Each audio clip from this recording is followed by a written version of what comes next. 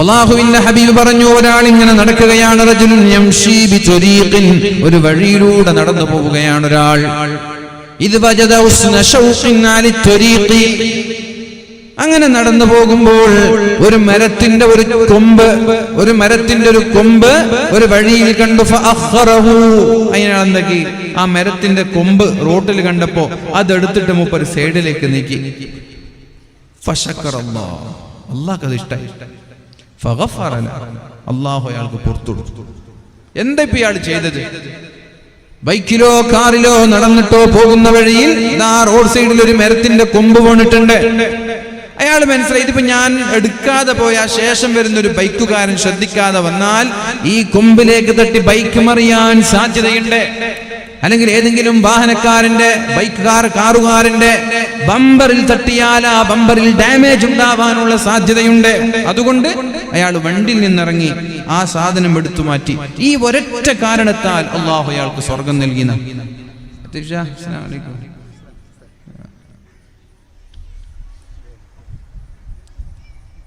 അപ്പൊ നിങ്ങൾ ശ്രദ്ധിച്ചോ? എനിക്ക് പറയാനുള്ളത്, നമ്മൾ ജീവിക്കുന്ന കാലത്ത് ഈ ദീനിനും ഈ മതത്തിനും ഈ നാടിനും എന്തെങ്കിലും ഒരു സംഭാവന ചെയ്യാൻ ശ്രമിക്കുക. അപ്പൊ ഇവിടെ നോക്കൂ, ഈ മനുഷ്യൻ എന്ത് നന്മയാ ചെയ്തത്? വരുന്ന വഴിയിൽ ഒരു മരത്തിന്റെ കഷ്ണം കണ്ടു, അല്ലെങ്കിൽ ഒരു കല്ലിന്റെ കഷ്ണം കണ്ടു, അല്ലെങ്കിൽ ഒരു മുൾകഷ്ണം കണ്ടു. ഈ നടന്നു വരുന്ന ഒരാളുടെ കാലിലേക്ക് മുള്ള് തറക്കരുത് എന്ന് ഭയന്നിട്ട് അയാളെടുത്ത് സൈഡിലേക്ക് മാറ്റി. ഈ ഒരൊറ്റ കാരണത്താൽ അല്ലാഹു അയാൾക്ക് സ്വർഗം നൽകി എന്ന് പറയുമ്പോൾ നിങ്ങൾ അല്ലാഹുവിന്റെ ആ ഒരു കാരുണ്യത്തെ കുറിച്ചൊന്ന് ചിന്തിച്ചു നോക്കൂ. അയാൾ നന്മ ചെയ്തോന്ന് പോലും പഠിച്ചു നോക്കിയിട്ടില്ല. നീ നിസ്കരിച്ചിട്ടുണ്ടോ, തഹജ്ജുദ് നിസ്കരിച്ചിട്ടുണ്ടോ, ജമാഅത്തിന് പോയിട്ടുണ്ടോ എന്നൊന്നും നോക്കിയിട്ടില്ല. അല്ലാഹ് എന്താ ശ്രദ്ധിച്ചത്? ഈ മനുഷ്യന്റെ ഖൽബിൽ കാരുണ്യമുണ്ടോ എന്നാ നോക്കിയത്.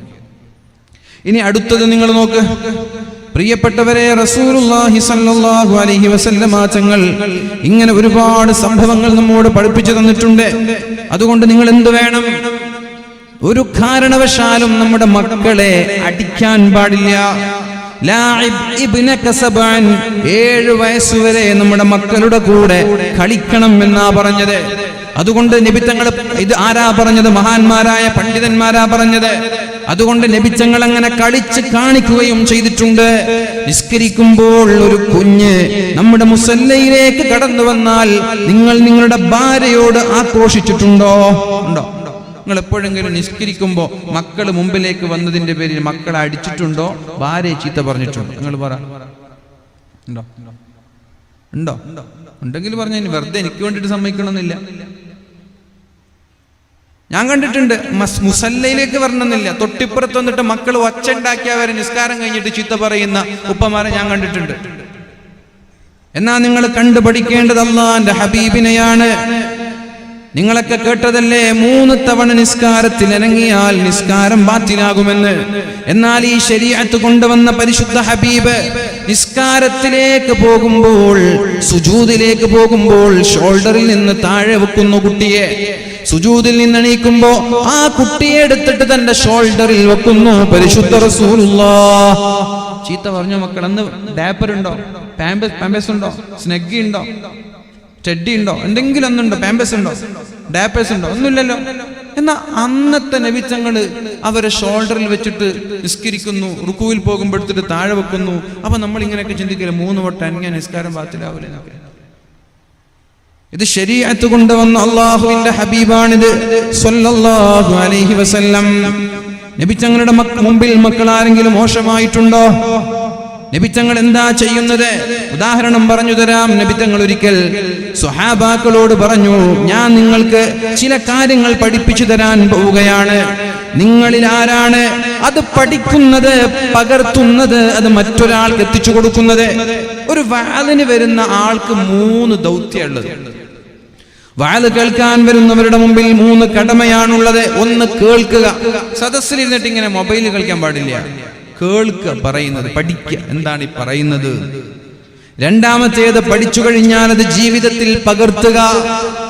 മൂന്നാമത്തേത്, ഇത് കേൾക്കാത്തവർക്ക് പറഞ്ഞു കൊടുക്കുക എന്നുള്ളതാണ്. നബി തങ്ങൾ ചോദിച്ചു, ഞാൻ അങ്ങനെ പറയാൻ പോകുന്ന വിഷയം നിങ്ങൾ ഏറ്റെടുക്കാൻ താല്പര്യമുള്ളവർ ആരാണ്? ഉടനെ തന്നെ അബൂ ഹുറൈറ തങ്ങൾ പറഞ്ഞു, ഞാൻ ഏറ്റെടുത്തോളാം. അവ നബി തങ്ങൾ അബൂ ഹുറൈറയെ കൈ പിടിച്ചു. ഫഅഖദ ബിയദി, കൈ പിടിച്ചിട്ട് ഖൽബിൽ നിന്ന് ഖൽബിലേക്കുള്ള മെസ്സേജുകൾ, സന്ദേശം കൈമാറലാണ് നബി തങ്ങൾ ചെയ്തത്. ഫഅഖദ ബിയദി, കൈ പിടിച്ചിട്ട് അബൂ ഹുറൈറ പിന്നെ ഇതൊക്കെയാണ് നീ ചെയ്യേണ്ടത് എന്ന് നബി തങ്ങൾ പറഞ്ഞു കൊടുത്തു. മഹാനായ മുആദ് തങ്ങൾ പറയുന്നുണ്ട്, എന്റെ ഷോൾഡറിൽ നബി തങ്ങൾ ഇങ്ങനെ തട്ടി എന്നെ അടുത്തേക്ക് വിളിച്ചിട്ട് എന്റെ ഷോൾഡറിൽ കൈവച്ചു. ഇങ്ങനെയൊക്കെ ഉപദേശിക്കുന്നതിന് പകരം മക്കളെ അടിക്കുന്ന ഈ ഉമ്മമാർക്ക് അല്ലാഹു മാപ്പ് നൽകുമോ മുഅ്മിനീങ്ങളെ? മക്കളടിക്കുന്ന ഏതെങ്കിലും ഒരു രക്ഷിതാവിന് അല്ലാഹു മാപ്പ് കൊടുക്കുമോ? ഞാൻ വിശ്വസിക്കുന്നത് കൊടുക്കൂല തന്നെയാണ്. മക്കളടിക്കുന്ന രക്ഷിതാക്കൾക്ക് അല്ലാഹു മാപ്പ് കൊടുക്കൂല തന്നെയാണ് എൻ്റെ വിശ്വാസം. ഞാനിത് അതിനെക്കുറിച്ച് പഠിക്കാൻ തുടങ്ങിയതിന് ശേഷമാണ് ഞാനിങ്ങനെ വാൽ പറയാൻ തുടങ്ങിയത്. ഞാനൊരിക്കലും സ്വർഗം തന്നെ കിട്ടൂല എന്ന് പ്രസംഗിച്ചു. അപ്പോൾ സദസ്സിൽപ്പെട്ട ഒരാൾക്ക് ഭയങ്കര വിഷമായി. അത് നിങ്ങൾ പറഞ്ഞ ശരിയായില്ല. ഞാൻ ചോദിച്ചു, അതെന്തുകൊണ്ട് നിങ്ങൾ അങ്ങനെ പറഞ്ഞു? നിങ്ങൾക്ക് അതിൻ്റെ പിന്നെ പാരൻറ്റിങ്ങിനെ കുറിച്ച് നിങ്ങൾക്ക് എന്തെങ്കിലും അറിയോ? നിങ്ങളതിനെക്കുറിച്ച് പഠനം നടത്തിയിട്ടുണ്ടോ? ഞാൻ നേരത്തെ സൂചിപ്പിച്ചു. ഞാൻ പറയാം ഒരു ഉദാഹരണം. ഞാൻ കണ്ടു ഒരാളെ മക്കളെ ഉറക്കാണ്, കുട്ടീനെ ഉറക്കാണ്. 2 വയസ്സുള്ളൊരു കുട്ടീനെ ഉറക്കാണ്. അപ്പൊ കുട്ടികൾ ഉറങ്ങുന്ന സമയത്ത് ഉമ്മ ഉറക്കുമ്പോ ഒന്നും കുട്ടി ഉറങ്ങിക്കൊള്ളണമെന്നില്ല, അല്ലേ? നിങ്ങൾ ഉറങ്ങിക്കോന്ന് പറയുമ്പോ ആയിക്കോട്ടെ ഉമ്മ എന്ന് പറഞ്ഞ് ഇങ്ങനെ ഉറങ്ങും. കുട്ടികളില്ല, കുട്ടികൾ അങ്ങോട്ട് ചാടിക്കളിക്കും, ഇങ്ങോട്ട് ചാടും, ഒച്ച വെക്കും, പാട്ട് പാടും, അങ്ങനെയൊക്കെ ചെയ്യും. ഒരടി കൊടുത്തു. കുട്ടിക്ക് ഉറക്കക്കായിരുന്നു. എന്റെ മുമ്പിൽ നടക്കുന്ന ഒരു സംഭവം ഞങ്ങളോട് പറയുന്നു. കുട്ടി ഉറക്കക്കായിരുന്നു. സ്വാഭാവികമായിട്ട് കരച്ചിൽ കഴിഞ്ഞതിന് ശേഷം കുട്ടി എന്തായി? ഫ്രീ ആയി, വീണ്ടും കളിക്കാൻ തുടങ്ങി. അപ്പൊ ഉമ്മ വീണ്ടും ഉറക്കാൻ ശ്രമിച്ചു. കുട്ടി വീണ്ടും ഉറങ്ങുന്നില്ല, വീണ്ടും അടിച്ചു. അപ്പൊ ഈ ഉമ്മാക്ക് ഒരല്പമെങ്കിലും തലയിൽ തലച്ചോറുണ്ടെങ്കിൽ ഉമ്മ എന്ത് മനസ്സിലാക്കണം? ഞാൻ ഒരു തവണ അടിച്ചത് ഉറങ്ങാൻ വേണ്ടിയിട്ടാണ്. എന്റെ അടി കൊണ്ട് റിസൾട്ട് ഉണ്ടായിട്ടില്ല. അപ്പൊ ഞാൻ അടി എന്നുള്ള ശൈലി മാറ്റി വേറൊരു മെത്തഡോളജിയിലേക്ക് ഞാൻ പോകണം. അത് ഉമ്മ ചിന്തിക്കണമായിരുന്നു, ചിന്തിച്ചില്ല. 2 വട്ടം അടിച്ചു. കുട്ടി വീണ്ടും കരഞ്ഞു. കുറെ നേരം കരഞ്ഞതിന് ശേഷം വീണ്ടും കുട്ടി ചാടി കളിക്കാൻ തുടങ്ങി. പിന്നെ ഒന്ന് ഫ്രീ ആയി, കരച്ചിൽ നിർത്തി ഫ്രീ ആയി. ഉമ്മ വീണ്ടും ഉറക്കാൻ ശ്രമിച്ചു. 3ാമതും ഉമ്മ അടിച്ചു. അങ്ങനെ ഒരൊറ്റൊരു ദിവസം 10 തവണ കുട്ടി അടിച്ചു. ഞാൻ കുട്ടി എടുത്തിട്ട് ഇങ്ങോട്ട് വിളിച്ചു, മതി അടിച്ചു. നിനക്ക് അടിച്ചിട്ട് റിസൾട്ട് ഇല്ല എന്നുള്ള കാര്യം എനിക്ക് മനസ്സിലായില്ലേ? ഇനി അടിക്കരുത്. അടിച്ചിട്ട് റിസൾട്ട് ഇല്ലെങ്കിൽ പിന്നെ അടിക്കരുത്. എന്തൊരു കാര്യം ചെയ്യുമ്പോഴും അതിലൊരു റിസൾട്ട് നമ്മൾ കാണണം. ആ റിസൾട്ട് ഇല്ലെങ്കിൽ പിന്നെ അടിക്കാൻ പോകരുത്. അതുകൊണ്ട് തന്നെയാണ് പാവപ്പെട്ട പിഞ്ചോമന മക്കൾക്ക്, പക്വതയെത്താത്ത വകതിരിവെത്താത്ത പിഞ്ചു പൈതങ്ങളെ ഉമ്മമാരെ നിങ്ങൾ എങ്ങനെയാണ് അടിക്കുന്നത്? ഭർത്താക്കന്മാരോടുള്ള ചൊടി മക്കളിൽ തീർക്കുകയാണോ? ഭർത്താക്കന്മാരോടുള്ള ചൊടി നിങ്ങൾ മക്കളിൽ തീർക്കാണോ? അങ്ങനെയാണെങ്കിൽ വേറെ കുറെ ഓപ്ഷൻ ഉണ്ട്.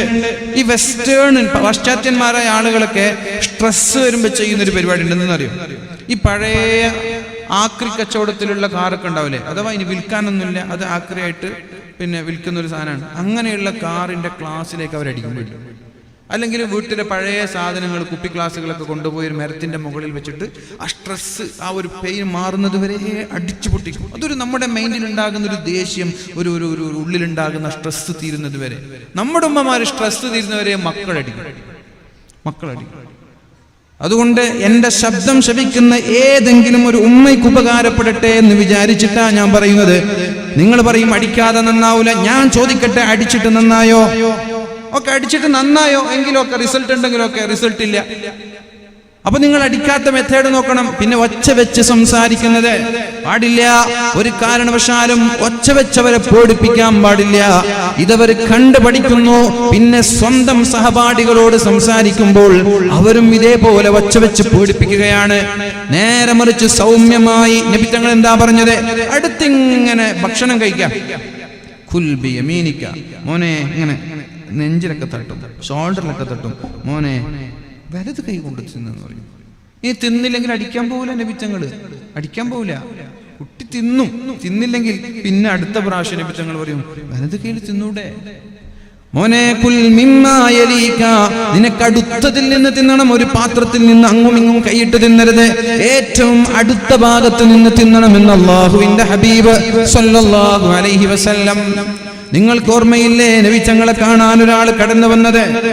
എന്നിട്ട് നബി തങ്ങളോട് പറഞ്ഞു, നബിയെ ഞാൻ മുസ്ലിമാവാം, പക്ഷേ ഒരു കാര്യത്തിൽ മാത്രം നിങ്ങൾ എന്നോട് വാശി പിടിക്കാൻ പാടില്ല. ഒരു കാര്യത്തിൽ മാത്രം വാശി പിടിക്കരുത്, ഞാൻ മുസ്ലിം ആയിക്കോളാം. അതെന്താ? എനിക്ക് വ്യഭിചരിക്കണം. വ്യഭിചാരം മാത്രം അത് വേണ്ട നിങ്ങൾ എന്നോട് പറയും. ഞാൻ നോമ്പെടുക്കാം, സക്കാത്ത് കൊടുക്കാം, ഹജ്ജ് ചെയ്യാം, നിസ്കരിക്കാം, തഹജ്ജുദ് നിസ്കരിക്കാം. വ്യഭിചാരം എനിക്ക് ഒഴിച്ചുകൂടാൻ പറ്റാത്ത ഒരു വികാരമാണ്.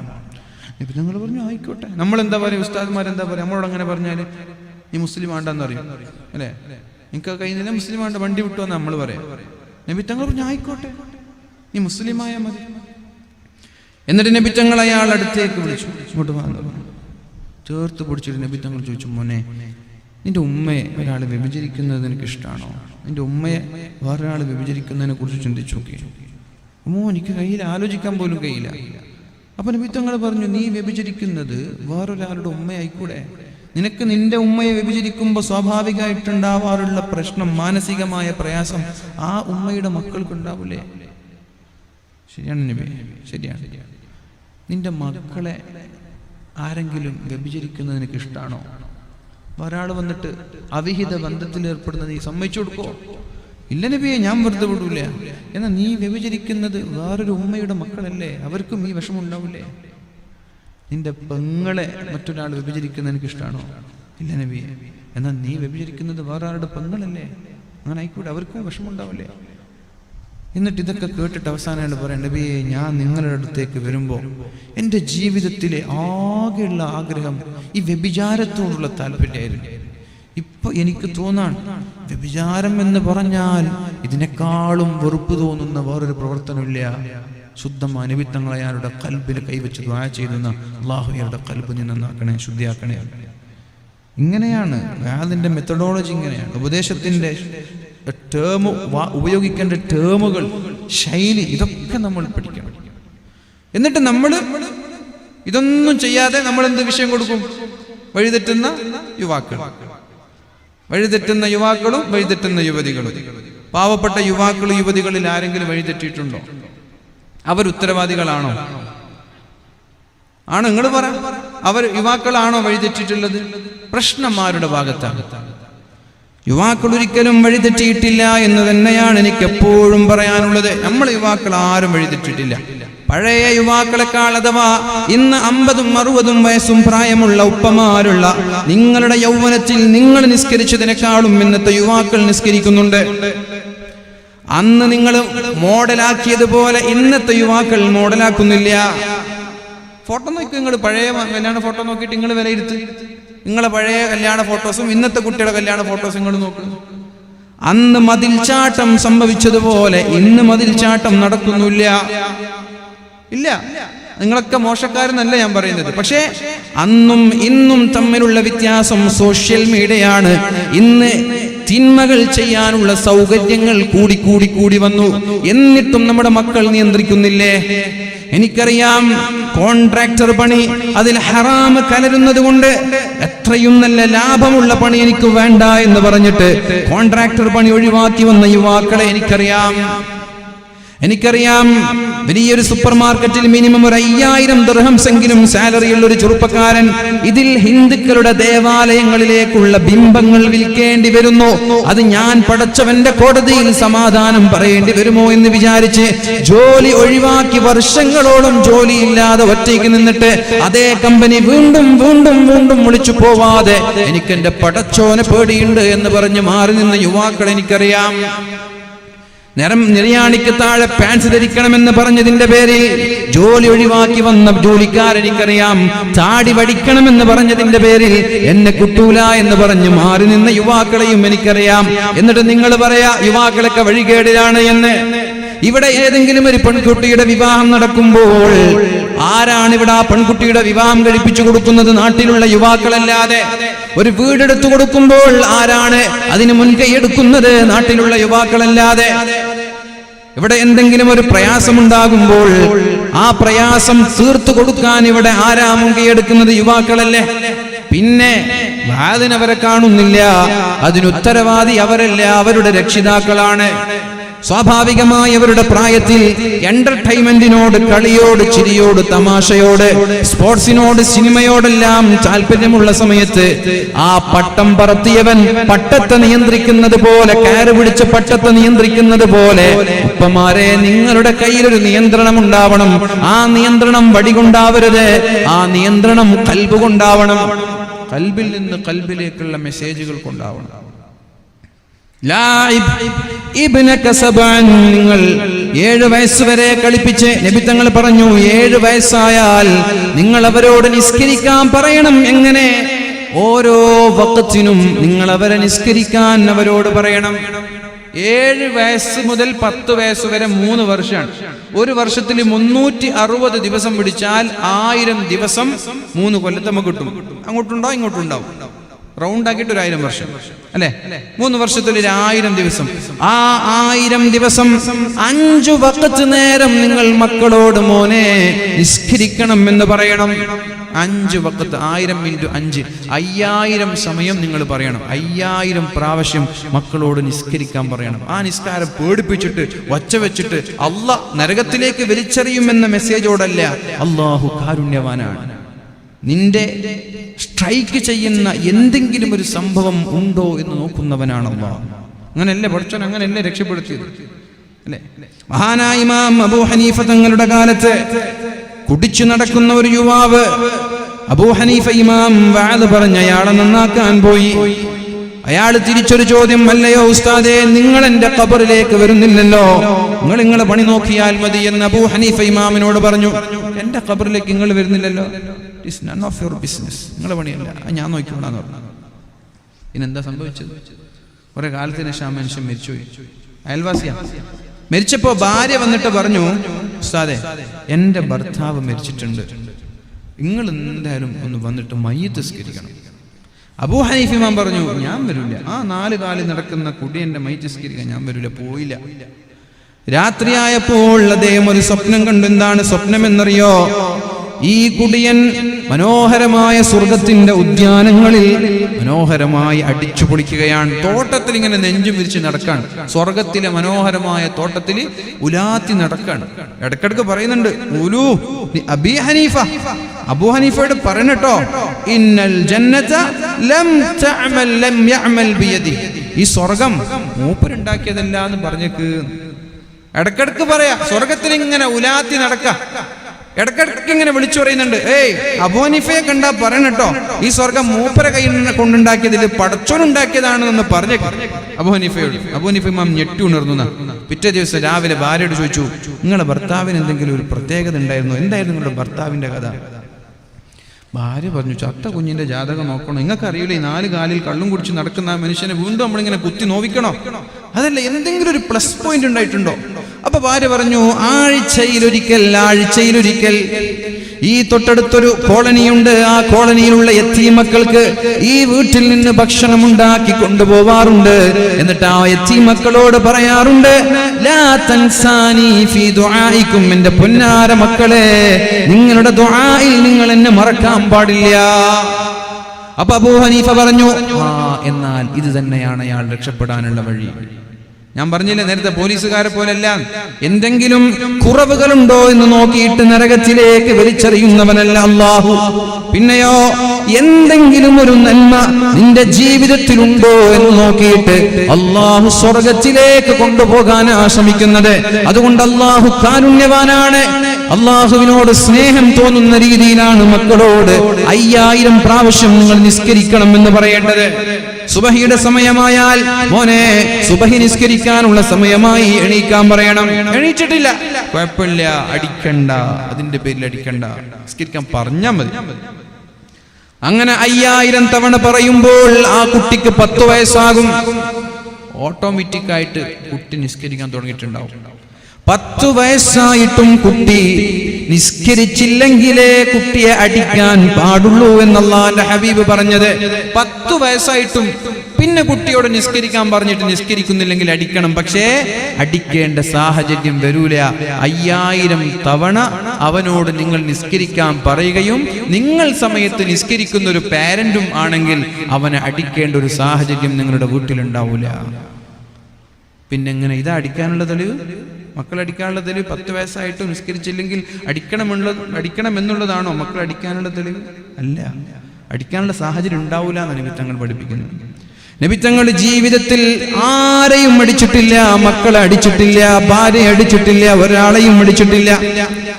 അതുകൊണ്ട് പ്രിയപ്പെട്ടവരെ, 7 വയസ്സ് വരെ നമ്മുടെ കുട്ടികളെ നിങ്ങൾ കളിപ്പിക്കുകയും അതിനുശേഷം ഒരു 14 വയസ്സ് വരെ അദബ് പഠിപ്പിക്കേണ്ട സമയമാണ്. ആ അദബ് എന്താണ് ഉമ്മ പറയുന്നത് എന്നല്ല മക്കൾ നോക്കുന്നത്, മക്കൾ നിങ്ങൾ ചെയ്യുന്നത് കാണുകയാണ്. 7 വയസ്സ് മുതൽ കുട്ടി കേൾക്കാനല്ല കുട്ടിക്ക് ഇഷ്ടം, കാണാനാണ് ഇഷ്ടം. നിങ്ങളെ വാത് കേൾക്കാൻ ഒന്ന് പോകുമ്പോ വാത് ഉസ്താമാരഞ്ഞിട്ട് ഇഷ്ടം പോലെ പറയുന്നുണ്ട് എന്ന് മക്കൾ പറയും. നേരെ മറിച്ച് നിങ്ങൾ ചെയ്യുന്നത് അവർ കാണണം, കണ്ടാൽ അത് അവരുടെ ജീവിതത്തിലേക്ക് ഒരു ഇൻഫ്ലുവൻസ് ആയിട്ട് മാറും. മനസ്സിലാകുന്നുണ്ടോ? ഒരു റോൾ മോഡലായിട്ട് നമ്മൾ മാറണം. നിങ്ങൾക്ക് നിങ്ങളുടെ മക്കൾ നിസ്കാരക്കാരനാവണോ എങ്കിൽ നിങ്ങളും നിസ്കാരക്കാരനാവണം. നിങ്ങളുടെ മക്കൾ കളവ് പറയാത്തവനാവണോ എങ്കിൽ നിങ്ങളും കളവ് പറയാൻ പാടില്ല. നിങ്ങളുടെ മക്കൾ ഒച്ച വെച്ച് സംസാരിക്കാതെ നല്ലൊരു മാനേഴ്സ് ഉള്ള ആളായിട്ട് മാറണോ, നിങ്ങളും അതേപോലെ ആളുകളോട് ഒരു റെസ്പെക്റ്റിൽ സംസാരിക്കുന്ന ആളായി മാറണം. നമുക്കൊരു സംസാരിക്കുമ്പോൾ ഒരു മാനേഴ്സ് ഉണ്ടോ? ചില ആളുകൾ എഡ്യൂക്കേറ്റഡ് ആയിട്ടുള്ള ആളുകളും എഡ്യൂക്കേറ്റഡ് അല്ലാത്ത ആളുകളും 2 പേരുടെയും ടോക്ക് വ്യത്യാസമാണ്, സംസാരം വ്യത്യാസമാണ്. നിങ്ങൾ ശ്രദ്ധിച്ചാൽ മതി. ഒരു എഡ്യൂക്കേറ്റഡ് ആയ കുടുംബത്തിലുള്ള ആളുകൾ സംസാരിക്കുന്നതും എഡ്യൂക്കേറ്റഡ് അല്ലാത്ത കുടുംബത്തിലുള്ള ആളുകൾ രണ്ട് സംസാര ശൈലി ഡിഫറൻറ്റ് ഉണ്ടാവും. മറ്റാളിങ്ങനെ ഒച്ച വെച്ചിട്ടും മാടി പറ്റി, ഇവർ നല്ലൊരു സൈലൻ്റായി നീറ്റായി വളരെ മാനേഴ്സോട് കൂട്ടിയിട്ട് സംസാരിക്കുക. പിന്നെ ഒരു 14 വയസ്സിന്റെ ശേഷം 21 വയസ്സുവരെ അവരുടെ ഫ്രണ്ട് ആവണമെന്നാ പറഞ്ഞത്. ഫ്രണ്ട് ആവണം, ചങ്ങാതി ആവണം. 14 വയസ്സ് കഴിഞ്ഞാൽ കുട്ടികൾക്ക് ചങ്ങാതിമാരോട് അടുപ്പം തോന്നുന്ന സമയമാണ്. ഞാൻ നേരത്തെ പറഞ്ഞത് ഓർമ്മയില്ലേ? ആദ്യം ഞാൻ പറഞ്ഞില്ലേ, 14 വയസ്സായാൽ പ്രായപൂർത്തിയെത്തിയാൽ പെണ്ണിന് ആണിനോടും ആണിന് പെണ്ണിനോടും അട്രാക്ഷൻ തോന്നുന്ന സമയമാണത്. അത് നിങ്ങൾ നാണക്കേടുണ്ടാവേണ്ട ഒരു കാര്യവുമില്ല, അത് പ്രകൃതിയുടെ ശൈലിയാണ്. അള്ളാഹു അങ്ങനെയാണ് മനുഷ്യനെ സൃഷ്ടിച്ചത്. ആണിനെയും പെണ്ണിനെയും അള്ളാഹു അങ്ങനെയാണ് സൃഷ്ടിച്ചത്. അങ്ങനെ പ്രായപൂർത്തിയെത്തിയാൽ നിങ്ങൾ നിങ്ങളുടെ മക്കളുടെ യഥാർത്ഥ ഫ്രണ്ട് ആവണം. എന്താ ഫ്രണ്ട് എന്ന് പറഞ്ഞാൽ? എല്ലാം തുറന്നു പറയുന്നവൻ അല്ലെ? അതല്ല ഫ്രണ്ട്സ്. ഫ്രണ്ട്സ് അതല്ലേ? എന്തും തുറന്നു പറയാം ഫ്രണ്ട്സിനോട്. എന്ത് വേണമെങ്കിലും തുറന്ന് ചങ്ങായിമാരോട് പറയും. അവരതിൽ കുറ്റം കണ്ടെത്തൂല. യഥാർത്ഥ ഫ്രണ്ട്സ് അതിൽ കുറ്റം പറഞ്ഞ അവനോട് ചൊടിക്കാനോ പിണങ്ങാനൊന്നും പോകില്ല. അവരിങ്ങനെ തിരിച്ച് നമ്മളെ എന്തെങ്കിലും പ്രശ്നം ഉണ്ടെങ്കിൽ ആശ്വസിപ്പിക്കും. നമ്മൾ പെട്ടുപോയാൽ നമ്മൾക്ക് സമാധാനം തരും. നമ്മൾക്ക് എന്തെങ്കിലും ഒരു പ്രയാസം വരുമ്പോൾ അവർ നമ്മുടെ കൂടെ ഉണ്ടാകും. നമ്മളൊരു സ്ട്രെസ്സിലും ഡിപ്രഷനിലൊക്കെ ആണെങ്കിൽ തമാശകൾ പറഞ്ഞ് നമ്മളൊന്ന് മോട്ടിവേറ്റ് ചെയ്യും. ഇതൊക്കെയാണ് ഫ്രണ്ട്സ് എന്ന് പറയാം. അപ്പോൾ അതേപോലെ ഒരു ഉപ്പയും ഉമ്മയും മക്കളുടെ ഫ്രണ്ട്സായി മാറിയാലോ? സ്കൂളിൽ പോയിട്ട് അവിടെ നടക്കുന്ന സർവ്വ കാര്യങ്ങളും വന്നിട്ട് ആദ്യം പറയൽ ഉമ്മാടാണ്. ഉമ്മ ഇന്നിങ്ങനെ നടന്നു, ബസ്സിൽ പോകുമ്പോൾ ഒരു കണ്ടക്ടർ എന്നോട് ഹായ് എന്ന് പറഞ്ഞു, എന്റെ നമ്പർ ചോദിച്ചു എന്നൊക്കെ ആരോടാ പറയാ? നേരെ വന്നിട്ട് ഉമ്മയോടെ പറയാം. നിങ്ങളൊരു ഫ്രണ്ട് ആണെങ്കിൽ നിങ്ങളോട് പറയും. നിങ്ങളൊരു ഭീകരജീവിയാണ്, അടിച്ചിട്ടും പേടിപ്പിച്ചിട്ടും ഞെട്ടിച്ചിട്ടും ഒച്ച വെച്ചിട്ടും വളർത്തിയ ഒരു ഭീകരജീവിയാണെങ്കിൽ നിങ്ങളുടെ മുമ്പിൽ എല്ലാം അവർ മറച്ചു വെക്കും. നേരെ പോയിട്ട് അടുത്ത സുഹൃത്തിനോടത് പറയും. Girl friend. അപ്പൊ ഗേൾ ഫ്രണ്ട് പറയും, ആ നീയും പറയും ഹായ് എന്ന്. അവൻ പറഞ്ഞില്ലേ നിന്നോട് ഇഷ്ടമുള്ളത് കൊണ്ടായിരിക്കും നീ ഹായ് എന്ന് പറയാം, നമ്പർ ഞാൻ കൊടുത്തോളാം വേണമെങ്കിൽ. ഇതാണ് ഫ്രണ്ട്സ്. This is friends. എന്നോട് ഇപ്പോഴല്ലേ കുറച്ചപ്പുറത്തുള്ള ഞങ്ങളുടെ നാടിൻ്റെ കുറച്ചപ്പുറത്തുള്ള ഒരാഴ്ച മുമ്പ് എന്നെ വിളിച്ചു. മകൾക്ക് പ്രണയമുണ്ട്, എന്താ ചെയ്യേണ്ടതെന്ന് വെച്ചിട്ട്. ഞാൻ പറഞ്ഞു ഒന്നും ചെയ്യാനില്ല, ആ പ്രണയിക്കുന്ന ആളെ കൊണ്ട് കെട്ടിച്ചു കൊടുക്കുന്നു. മകൾക്ക് പ്രണയമുണ്ട്, എന്താ ചെയ്യേണ്ടത്? ആലോചിക്കാൻ എന്തുണ്ട്? സ്വാഭാവികമായിട്ട് പ്രായമാകുമ്പോൾ പ്രണയമുണ്ടാവും. ആ പ്രണയം ഉണ്ടെങ്കിൽ ഒന്നുകിൽ അവളെ കൗൺസിലിംഗ് നടത്തി അവളോട് അതിൽ നിന്ന് പിന്മാറാൻ പറയാം. പിന്മാറുന്നില്ല എന്നൊരവസരമാണ്, വാശിയാണെങ്കിൽ രണ്ടാമതൊന്നും ചിന്തിക്കാതെ അവളെ കൊണ്ട് ആരാണ് പ്രേമിക്കുന്നത് അവരെ കെട്ടിച്ചു കൊടുക്കാൻ. ഇതിപ്പോൾ നിങ്ങൾ പ്രേമിക്കുന്ന ആൾക്ക് കെട്ടിച്ചു കൊടുക്കാനുള്ള സർട്ടിഫിക്കറ്റ് ഒന്നല്ലേ? ഇനിയിപ്പോൾ ഇതിനെ മാത്രം ക്ലിപ്പ് ഉണ്ടാക്കിയിട്ട് വിടുകയും ചെയ്യരുത്. ഞാൻ അവരോട് അങ്ങനെ പറഞ്ഞു. അപ്പോൾ അയാൾ പറഞ്ഞു, എൻ്റെ ഭാര്യ ഒരു നിരക്കും സമ്മതിക്കുന്നില്ല, ഭാര്യ വിട്ടുകൊടുക്കുന്നില്ല. ഭാര്യക്ക് ഞാൻ കൊടുക്കൂല, കല്യാണം കഴിപ്പിച്ചു കൊടുക്കൂല. ഞാൻ പറഞ്ഞു ഓക്കെ, നിങ്ങളെ ഭാര്യ സമ്മതിക്കുന്നില്ല, അങ്ങനെ ഒരു സാഹചര്യമാണ്. നിങ്ങൾ ആലോചിച്ചു, നിങ്ങളെ മകളെ ഭാര്യ സമ്മതിക്കുന്നില്ല എന്ന കാരണത്താൽ ആ പെണ്ണിനെ നിങ്ങൾ വേറൊരാൾക്ക് വിവാഹം കഴിപ്പിച്ചു. കഴിപ്പിച്ച് നിങ്ങൾ സമ്പാദ്യങ്ങൾ ചെലവഴിച്ചു, പന്തിലിട്ടു, 100 പവൻ കൊടുത്തു, എല്ലാം കൊടുത്തിട്ട് കല്യാണം കഴിച്ച് 1 മാസം അല്ലെങ്കിൽ 1 മാസം 2 മാസം കൂടുന്നിട്ട് എനിക്ക് അയാളെ കൂടെ ജീവിക്കാൻ കഴിയില്ല എന്ന് പറഞ്ഞ് നിങ്ങളുടെ മകൾ വീട്ടിൽ വന്നിരുന്നാൽ ആ പ്രയാസം മരണം വരെ സഹിക്കാൻ നിങ്ങൾക്കും നിങ്ങളുടെ ഭാര്യയ്ക്കും കഴിയും. ഇനിയില്ല, ഇതെല്ലാം കൊണ്ട് കാമുകന്റെ കൂടെ ഒളിച്ചോടിയ സംഭവങ്ങളുടെ 100 കണക്കിന് കാസർഗോഡ് ജില്ലയിൽ തന്നെ സംഭവിച്ചിട്ടില്ലേ? നിങ്ങൾക്കത് ഖിയാമത്ത് നാൾ വരെ ഈ ഭാരം സഹിക്കാൻ കഴിയും. നിങ്ങളുടെ സന്തോഷം എന്താ? മക്കളുടെ സന്തോഷമല്ലേ? ആ ചെറുപ്പക്കാരൻ ദീനും സ്വഭാവമൊക്കെ ഉള്ള ആളാണെങ്കിൽ കെട്ടിച്ചെടുത്തോളൂ. പിന്നെ ആള് എന്നോട് ഇപ്പോൾ 2 ദിവസം മുമ്പ് എന്നോട് പറഞ്ഞു, നിങ്ങൾ ആ വാക്ക് എനിക്ക് എന്തെന്നില്ലാത്തൊരു കോൺഫിഡൻസ് തന്നു, ഞാൻ ആ ചെറുക്കനെ കൊണ്ട് തന്നെ കെട്ടിച്ചെടുക്കാൻ പോവാണ്. മനസ്സിലായി? അപ്പൊ ഞാൻ പറഞ്ഞു വരുന്നത്, നമ്മളൊരു ഭീകര ജീവിയാണെങ്കിൽ ആദ്യം നടക്കുന്ന പ്രണയമൊന്നും നമ്മളോട് പറയില്ല. അയാൾ എന്നോട് പറഞ്ഞു, ഇങ്ങനെ ഒരു പ്രണയത്തിലേക്ക് എത്താൻ കാരണം അവളുടെ ഒരു ഫ്രണ്ട് തന്നെയാണ്. അവളുടെ ഒരു ഗേൾ ഫ്രണ്ട് സപ്പോർട്ട് ചെയ്തു. ഉമ്മനോട് പറയേണ്ട ഒരു വിഷയം ഫ്രണ്ടിനോട് പറഞ്ഞു. അപ്പൊ ഫ്രണ്ട് എന്താ പറയാ? അങ്ങനെ പറഞ്ഞോ, അയാൾ കുഴപ്പമില്ലല്ലോ, എന്നാ നമ്പർ കൊടുത്തോളൂ, ഞാൻ കൊടുത്തോളാം, ഞാൻ കൊടുക്കണോ? എന്നിട്ടൊരു ബ്രിഡ്ജ്. ആരാ ഈ ബ്രിഡ്ജായിട്ട് മാറാ?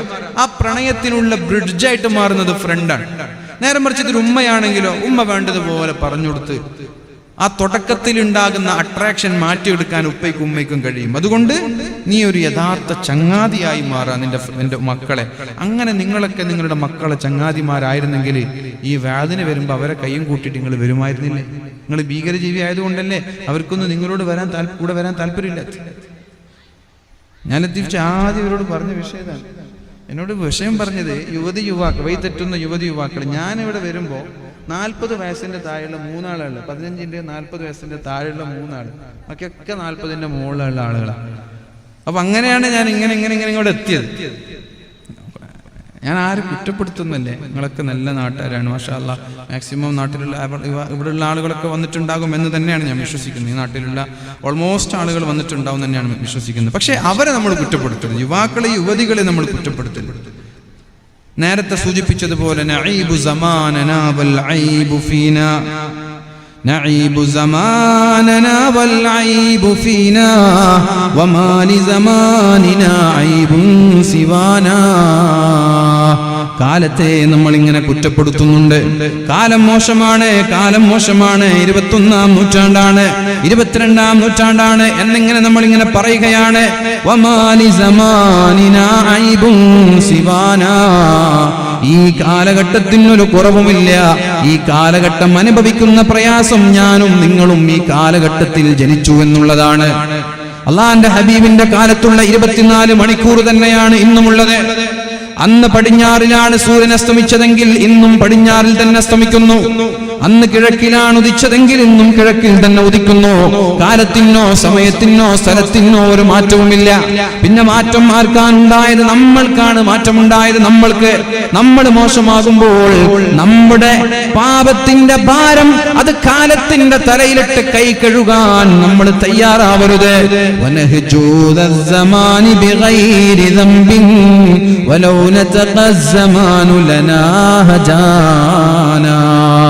നമ്മളിങ്ങനെ കാലത്തെ കുറ്റം പറഞ്ഞ് കാലത്തെ ആക്രമിക്കരുത്. ഒരു തെറ്റും ചെയ്യാത്ത കാലത്തെ ആക്രമിക്കരുത്. കാലത്തിനെങ്ങാനും അല്ലാഹു സംസാരശേഷി കൊടുത്തിരുന്നുവെങ്കിൽ എന്നേ കാലം നമ്മെ തിരിച്ചറ്റാക്ക് ചെയ്യുമായിരുന്നു. യുവാക്കളെ നമ്മളിങ്ങനെ കുറ്റപ്പെടുത്തി, ചീത്തപ്പെടുത്തി, മോശപ്പെടുത്തി കാണരുത്. അങ്ങനെ കാണുന്നത് കൊണ്ടാണ് യുവാക്കൾ നമ്മളിൽ നിന്ന് അകന്നു പോകുന്നത്. ഈ കാലം നമ്മോട് സംസാരിക്കുമായിരുന്നു എന്ന് പറഞ്ഞതുപോലെ കുട്ടികൾക്ക് സംസാരിക്കാൻ അറിയാം, തിരിച്ചറിയുന്നുണ്ട്. വഴിതെറ്റുന്ന യുവാക്കളും വഴിതെറ്റുന്ന യുവതികളും എന്ന് പറഞ്ഞ് കുട്ടികളൊക്കെ മോശമാണെന്ന് പറയുന്നത് കൊണ്ട് തന്നെയാണ് ഈ കുട്ടികൾ നമ്മളിൽ നിന്നകലുന്നത്. നേരെ മറിച്ച് കുട്ടികളൊക്കെ നമ്മുടേതാണ്, അവര് നല്ലവരാണ്, അവര് മോശക്കാരല്ല, അവർ ഈ നാട്ടിലെ അഭിമാനികളാണ് എന്ന് പറഞ്ഞ് അല്ലാഹു കാരുണ്യവാനായ അല്ലാഹുവിലേക്ക് നമ്മുടെ മക്കളെ നമ്മൾ അടുപ്പിക്കുമ്പോൾ സ്വാഭാവികമായി മക്കളുടെ ഭാഗത്തു നിന്ന് തിന്മകൾ ഉണ്ടാവൂല. അതുകൊണ്ട് നമ്മുടെ ഭാഗത്ത് വീഴ്ചകൾ വന്നിട്ടുണ്ട് എന്ന് നമ്മൾ ആലോചിക്കുക. പഴയ കാലത്ത് ഉപ്പമാര് കാണിച്ച ശ്രദ്ധ ഇന്നത്തെ രക്ഷിതാക്കൾ മക്കളിൽ കാണിക്കുന്നില്ല. ഇമാം അഹ്മദ് ബിൻ ഹംബൽ തങ്ങളുടെ മാതാവ് സ്വന്തം മകനോട് കാണിച്ച ശ്രദ്ധയുണ്ട്. ഏതാണ് ആ ശ്രദ്ധ എന്നറിയോ? സുബഹി നിസ്കാരത്തിന്റെ മണിക്കൂറുകൾ മുമ്പേ എണീറ്റ് വന്നിട്ട് വിറകിങ്ങനെ ശേഖരിച്ചു കൊണ്ടുവന്നിട്ട് അടുപ്പുണ്ടാക്കി അടുപ്പത്തിൽ വിറക് വെച്ച് ദൂരെ നിന്ന് വെള്ളം കൊണ്ടുവന്നിട്ട് ഒരു പാത്രത്തിൽ വെള്ളം കൂട്ടി വെള്ളം ചൂടാക്കാൻ ഇന്നത്തേതുപോലെ സിഗരറ്റുകളില്ല, ചീപ്പെട്ടികളില്ല, കല്ലുകൾ ഇങ്ങനെ ഉരക്കണം. തണുപ്പിന്റെ സമയത്തൊരു വിറക് കത്താൻ എത്ര പ്രയാസമുണ്ട് എന്ന് നിങ്ങൾ ആലോചിച്ചു നോക്ക്. അങ്ങനെ കത്തിച്ച് കത്തിച്ച് തീ കത്തി വെള്ളം ചൂടായി തിളക്കാൻ തുടങ്ങിയാൽ തന്റെ മകനെ റൂമിൽ പോയി വീട്ടിൽ പോയി വിളിച്ചു കൊണ്ടുവരും. എന്നിട്ട് ആ മകനെ എണീപ്പിച്ച് ചൂട് വെള്ളത്തിൽ കുളിപ്പിച്ച് രണ്ടുപേരും തഹജ്ജുദ് നിസ്കരിച്ച് ബാങ്ക് കൊടുക്കുന്നത് വരെ ദുആ ചെയ്ത്, ആ ദുആ കഴിഞ്ഞ് ബാങ്കിന്റെ വെടിയാളം കേട്ടാൽ രണ്ടുപേരും ഒന്നിച്ച് പള്ളിയിലേക്ക് പോയി നിസ്കാരം കഴിയുന്നത് വരെ മകനെ കാത്തു നിന്നിട്ട് നിസ്കാരം കഴിഞ്ഞാൽ മകന്റെ കൈയും പിടിച്ചു വീട്ടിലേക്ക് കൊണ്ടുവന്നിരുന്ന ഇമാം മുഹമ്മദ് ഇബ്നു ഹംബൽ തങ്ങൾക്ക് അന്ന് എത്ര വയസ്സാണെന്നറിയോ? 10 വയസ്സാണ് മുഅ്മിനീങ്ങളെ. 10 വയസ്സുള്ള മകനെ ഒരു ഉമ്മ ട്രീറ്റ് ചെയ്തത് ഇങ്ങനെയാണ്. എന്നാൽ ഇന്നത്തെ ഉമ്മമാർ കിടന്നുറങ്ങിയിട്ട് പല്ലുപോലും തേക്കാതെ നമ്മുടെ മക്കളെ മദ്രസയിലേക്ക് പറഞ്ഞേക്കുന്നുണ്ട്. അത് വേണമെന്ന് വിചാരിച്ചിട്ടല്ല, ഉസ്താദുമാരുടെ അടി കിട്ടുമോ എന്ന് പേടിച്ചിട്ട്. സുബഹിക്ക് പള്ളിയിലേക്ക് അയക്കാറില്ല, കുളിപ്പിക്കാറില്ല, വുളൂ ചെയ്യാറില്ല. നേരാവണ്ണം ഒരു ചായെങ്കിലും ഉണ്ടാക്കി കൊടുക്കാതെ കിടന്നുറങ്ങുന്നു. സുബഹി നിസ്കരിച്ച് വീണ്ടും കിടന്നുറങ്ങുന്നു. 6:30 മദ്രസയാണെങ്കിൽ 6:25 ചാടി എണീറ്റിട്ട് അതേ വസ്ത്രവും കൊടുത്ത് രാത്രി ഉറങ്ങുമ്പോൾ ധരിച്ച വസ്ത്രം ഒരുപക്ഷെ മൂത്രമൊഴിച്ചിട്ടുണ്ടാകാം, ഒരുപക്ഷെ നജസ്സുകൾ ഉണ്ടാകാം. ഒന്ന് മുഖം പോലും കഴുകാതെ ആ പുസ്തകവും എടുത്ത് വുളൂ ചെയ്യാതെ മദ്രസയിലേക്ക് ഓടിച്ചുവിടുന്ന മക്കൾ, ഉമ്മമാരെ, ഈ മക്കൾ ഇതിഹാസങ്ങളാകുമെന്ന് നിങ്ങൾ സ്വപ്നം കാണരുത്. അലാവുദ്ദീന്റെ അത്ഭുത വിളക്കുണ്ടായാൽ പോലും ഈ മക്കള് ഒരിക്കലും ഇതിഹാസങ്ങളാകാൻ പോകുന്നില്ല. അല്ലേ? ഞാൻ പറയുന്നതിൽ എന്തെങ്കിലും തെറ്റുണ്ടോ? അങ്ങനെ പറ. ഇതല്ല ഇന്നത്തെ സാഹചര്യം. എന്നിട്ട് കുട്ടികളെ നമ്മൾ ചീത്ത പറയാൻ പാടുണ്ടോ? ഞാൻ നിർത്താണ്. ഏകദേശം 10:40. وهل يرجى لأطفال كمال إذا ارتضعوا فضي الناقصات وهل يرجى لأطفال صلاح إذا نشأوا بحلم الجاهلات. ഞാൻ നേരത്തെ പറഞ്ഞില്ലേ, 18 വയസ്സായാൽ നിക്കാഹ് കഴിപ്പിച്ചു കൊടുത്തതിന് ശേഷം എത്ര കണ്ട് പഠിക്കാൻ പറ്റുമോ അത്ര കണ്ട് മക്കളെ പഠിപ്പിക്കണം. നിങ്ങൾ ആഗ്രഹിക്കുന്ന ഫീൽഡിലേക്കല്ല മക്കളെ വളർത്തേണ്ടത്. മക്കളുടെ കഴിവെന്താണെന്ന് മനസ്സിലാക്കി ആ കഴിവുകളിലേക്ക് റിക്രൂട്ട് ചെയ്യാൻ പാരന്റ്സ് ആയ നിങ്ങൾക്ക് കഴിയണം. അത് നിങ്ങൾക്ക് കഴിയുന്നില്ലെങ്കിൽ അവരുടെ ടീച്ചേഴ്സിനെ നിങ്ങൾ ഏൽപ്പിക്കണം. എന്റെ മക്കളുടെ കഴിവെന്താണെന്ന് മനസ്സിലാക്കാൻ ആ കഴിവനുസരിച്ചിട്ട് അവരെ വളർത്തിയാലേ ആ കുട്ടി നിങ്ങൾ ഉദ്ദേശിക്കുന്ന മേഖലയിലേക്ക് എത്തുള്ളൂ. സയൻസും കണക്കുമൊന്നും തലയിൽ പോവാത്തൊരു കുട്ടിയോട് നീ സയൻസ് പഠിക്കണമെന്ന് പറഞ്ഞാൽ ആ കുട്ടിയുടെ ഭാവി നശിച്ചു പോകും. മുഅ്മിനീങ്ങളെ, ഡിഗ്രിയിലോ +2 പോലും നല്ല മാർക്കോടുകൂടി വിജയിക്കാൻ കഴിയില്ല. SSLCയിൽ നല്ല മാർക്കുള്ള ഒരു കുട്ടി +2 വെച്ച് ഫെയിൽഡ് ആവുന്നത് ഉപ്പയുടെ വാശിയാണ്. ഇതേ വിഷയം എടുക്കണം, സയൻസ് എടുക്കണം എന്നുള്ള നിർബന്ധം. സയൻസ് എടുക്കാൻ കഴിയുന്ന കുട്ടിയല്ലേ സയൻസ് എടുക്കേണ്ടത്? ആർട്സ് എടുക്കേണ്ടവനെ കൊണ്ട് നിങ്ങൾ സയൻസ് എടുപ്പിക്കാൻ പാടുണ്ടോ? ആന മരം വലിക്കുമെന്ന് പറഞ്ഞ് അണ്ണാരക്കണ്ണനെ കൊണ്ട് നിങ്ങൾ മരം വലിച്ചാൽ എന്താ സംഭവിക്കാൻ പോകുന്നത്? അള്ളാഹു ഡിഫറന്റ് ആയിട്ടുള്ള വ്യത്യസ്തമായിട്ടുള്ള കഴിവുകളാണ് എല്ലാവർക്കും കൊടുക്കുന്നത്. എല്ലാവരും സയൻസ് പഠിച്ച് ഡോക്ടറായാൽ ഇവിടെ രോഗികൾ ഉണ്ടാകുമോ? ആരാണ് ചികിത്സിക്കാൻ പോവുക? എല്ലാവരും ഡോക്ടർമാർ. ഇത് ലോകത്തിന്റെ നിലനിൽപ്പ് തന്നെ വ്യത്യസ്തത കൊണ്ടാണ്. യൂണിറ്റി ഇൻ ഡൈവേഴ്സിറ്റി എന്ന് പറയുന്നത് പോലെ വ്യത്യസ്തതയിലാണ് ലോകത്തിന്റെ നിലനിൽപ്പ്. ഡോക്ടർമാർ വേണം, എഞ്ചിനീയർമാർ വേണം, അധ്യാപകന്മാർ വേണം, ഉസ്താദുമാർ വേണം, കൂലിപ്പണിക്കാർ വേണം, ഡ്രൈവർമാർ വേണം. എല്ലാവരും ഉണ്ടാകുമ്പോഴേ മുഅ്മിനീങ്ങളെ ഈ ലോകത്തിന്റെ നിലനിൽപ്പുണ്ടാവുള്ളൂ. എല്ലാവരും പൈസക്കാരാണ്, എല്ലാവരും പണക്കാരാണ്. ആരും ജോലിക്ക് പോകുന്നില്ലെങ്കിൽ ഇവിടെയുള്ള ബിൽഡിങ്ങുകളൊക്കെ ആരാ നിർമ്മിക്കുക? അപ്പൊ ബിൽഡിംഗ് നിർമ്മിക്കേണ്ടവർ വേണം, ഇതിനൊരു ആർക്കിടെക്ട് വേണം, ഇതിനൊരു എഞ്ചിനീയർ വേണം, ഇതിനൊരു കോൺട്രാക്ടർ വേണം, ഇതിന് ജോലി ചെയ്യുന്ന ആളുകൾ വേണം, മേസ്ത്രിമാർ വേണം. എല്ലാവരും ഉണ്ടെങ്കിലേ ഈ ലോകത്തിന് നിലനിൽപ്പുള്ളൂ.